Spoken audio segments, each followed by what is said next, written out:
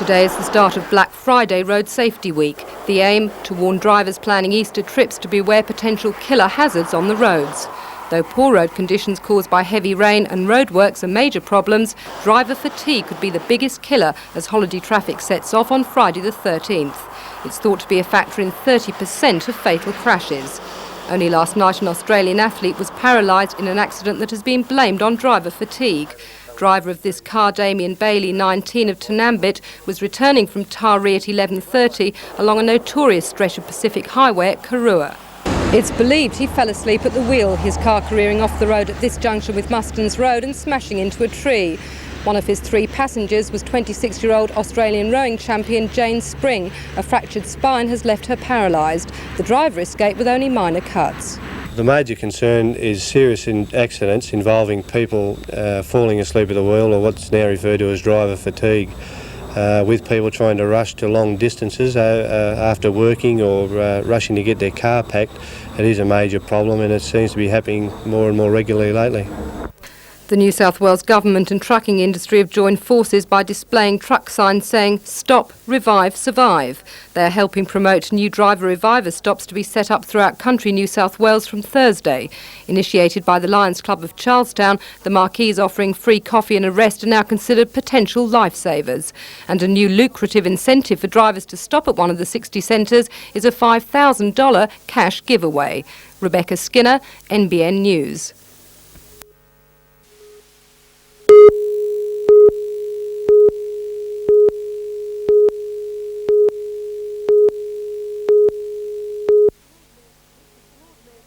The Lord Mayor's admission came exactly 100 days after his city was ravaged by the quake. His words, "Our renewal effort is not as cohesive and convincing as it should be." He went on to say the appeal had struck a hiatus period and that it was time to look at it closely, a decision possibly motivated by the appeal's many critics.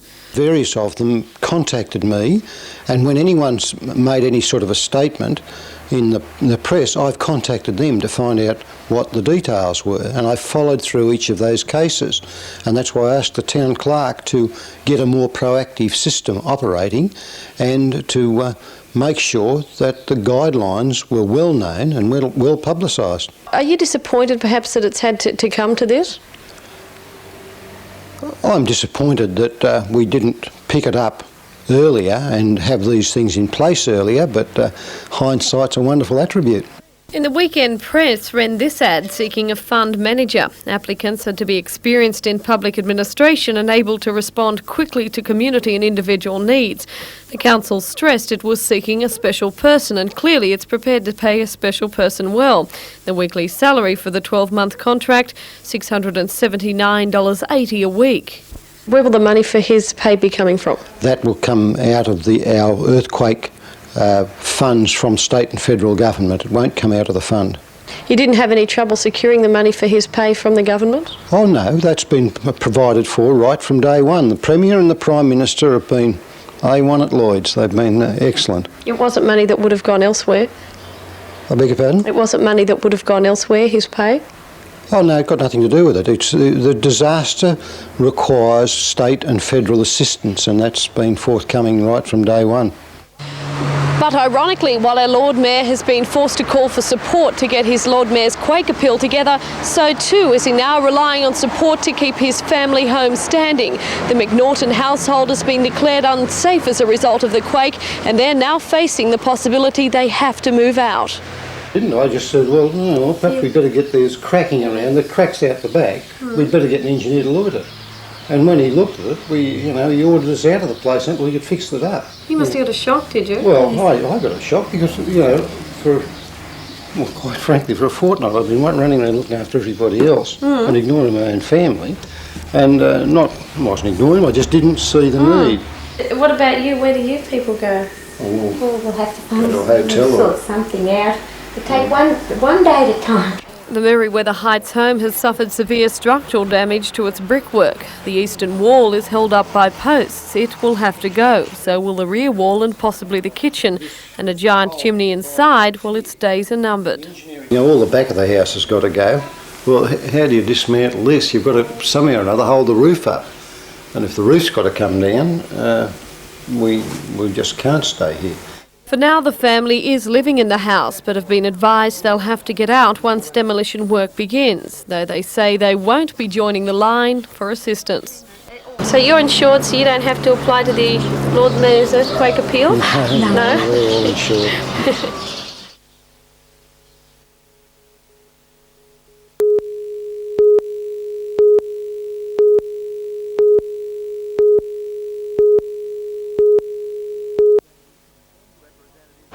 Representatives from 10 different hospitals met outside the Newcastle hospital boiler room to discuss their future. NBN's cameras were not allowed onto hospital grounds to film the meeting due to an apparent safety risk. The workers say at least 50 employees in the Hunter will be made redundant with the introduction of unattended boilers for steam and hot water production. The Area Health Board has stipulated no jobs will go, workers will simply be redeployed. But the men say they'll lose lucrative shifts and overtime. Where some of us work 7-day rosters, that brings us all extra dollars to try and give us a decent living that we have learned to live by, and we can't afford to do without it. 5-day week jobs, basic wage, not on. The boiler workers will now form a subcommittee to directly lobby the Area Health Board.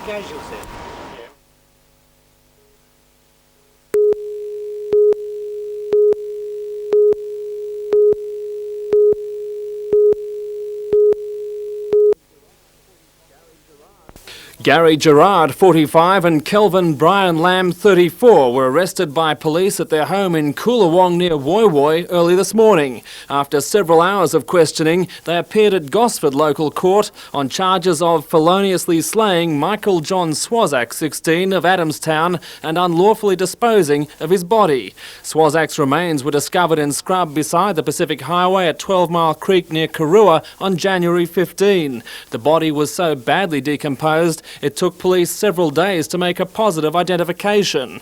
Police later established that Swazak was seen at a New Year's Eve party at the Islington Bowling Club. They released a composite photograph of the victim wearing clothing similar to that he was said to be wearing on the night. Today, the court was told that clothing still hasn't been found. Police prosecutor Cole Richards told the court that patrons at the Islington Bowling Club had last seen Michael Swazak leaving at 3:30 or 4 a.m. in the company of the accused. The court was also told that forensic tests of the accused vehicle had uncovered strands of human hair similar to Swazak's. Police said Gerard and Lamb had moved from Newcastle to their Woy Woy address about 1 week ago. It's understood they were formerly the co-licensees of the earthquake-damaged Parkview Hotel in Islington. Gerard faces an additional charge of possessing the prescription drugs Mogadon and Serapax. Magistrate Brian Butler granted the pair conditional bail amounting to $30,000 each to appear at Newcastle Court on the 23rd of this month. Tom Hilston, NBN News.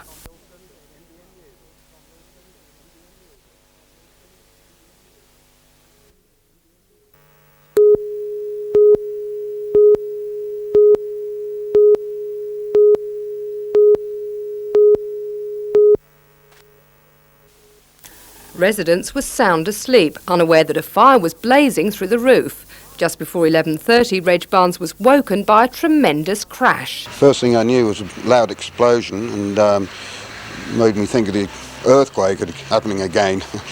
I jumped out of bed and rushed to the window, saw flames and smoke and everything billowing out. So I immediately rushed up and got my daughter and grandson straight out of the house. Were you concerned there might be people trapped in other flats? Very concerned about it because there's a young lady sleeps right above me and there's 3 young boys sleep in the flats as well. We didn't know where they were. And there's a man in the flat next door to me who managed to wake him up in a very deep sleep. Within minutes, fire brigade officers were battling to bring the blaze under control. But today, the extent of the damage was obvious. Police say there were signs of a break and enter in this upstairs flat where the fire started. The occupant of the flat next door arrived home to find the building ablaze. Today she was trying to salvage what's left of her possessions. But the damage to other upstairs flats was even worse. This flat was unoccupied, but next door slept the 3 teenagers, evacuated when the alarm was raised. The future of these flats are now condemned. They will be completely condemned and we'll just have to start house hunting.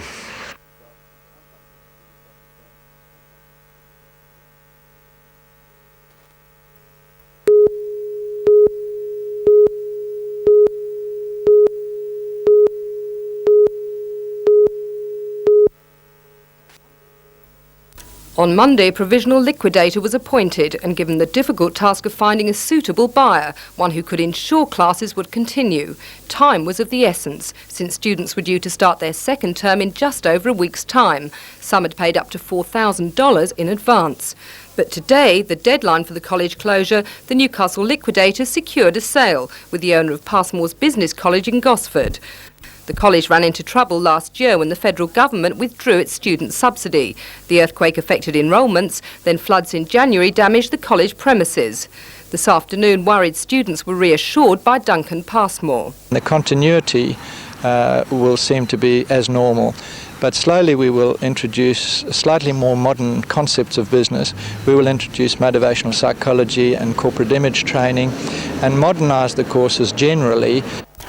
But 100,000 creditors are not so lucky. It is expected they will only receive between 20 to 30 cents in their dollar.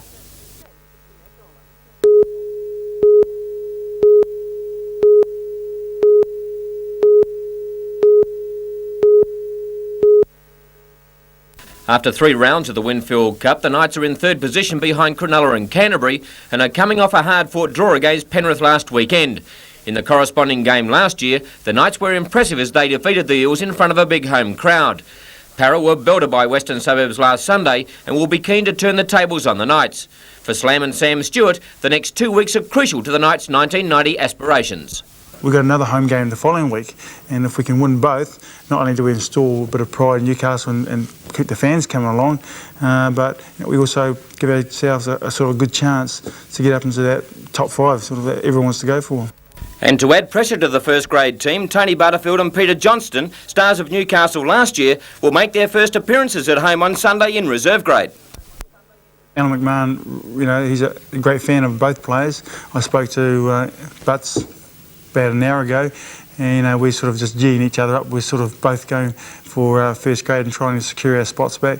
With the way the first grade's playing, it's fairly hard at this stage, but they'll be keen to impress both the crowd, and I'm sure they'll get a big cheer when they run out on the field.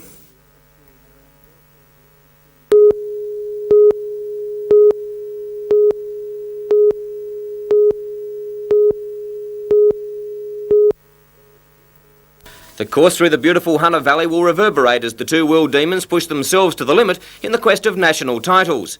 For the organisers of the event, it's a prelude to the World Championship being held on the same course in 1992.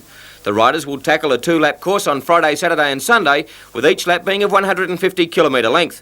Then on Monday, the riders will compete in a motocross section. Before getting to the line tomorrow, strict scrutineering takes place, with a big emphasis on noise control and the safety aspects of the bikes.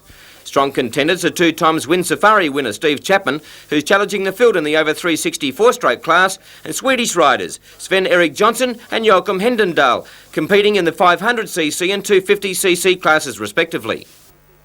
Over at the East Maitland Bowling Club, the cream of Australia's lawn bowlers will gather for the Hub of the Hunter Invitational Singles Tournament. Today, the traditional Pro-Am was played, where pre-post favourite and club coordinator Dennis Dalton was sharpening his skills. Along with Dennis, Victorian Milo Perovic was also getting the feel of the greens, as was Newcastle bowlers Terry Harmer and Jack Spoor. 4 times champion Bob King will make the trip from Marylands to try and make it 5 titles, and John Snell will be trying desperately to defend his crown. The 24 bowlers will play in 4 sections of 6, with the semi-finals and finals set down for Monday, with the innovation of coloured shirts sure to be a draw card.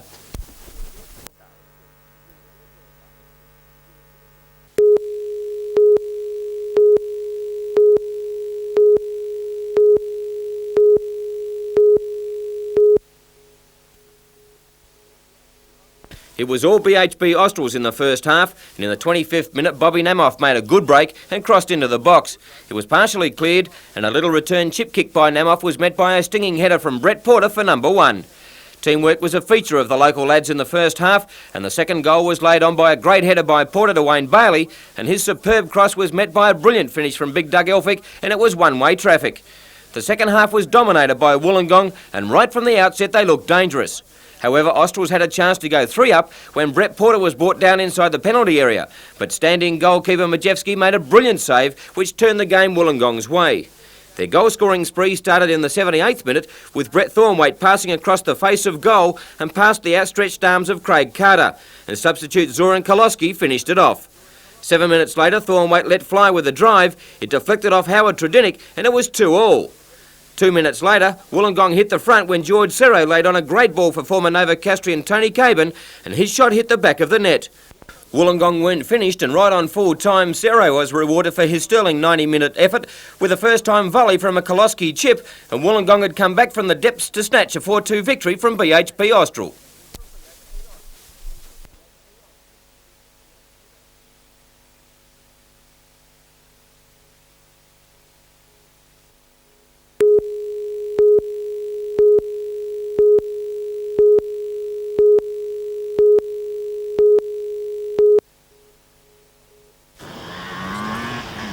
The 4-day championship got underway yesterday in ideal conditions, but because of the recent wet weather, the course is a minefield of slippery and very wet tracks through the state forest and former coal mines around Cessnock.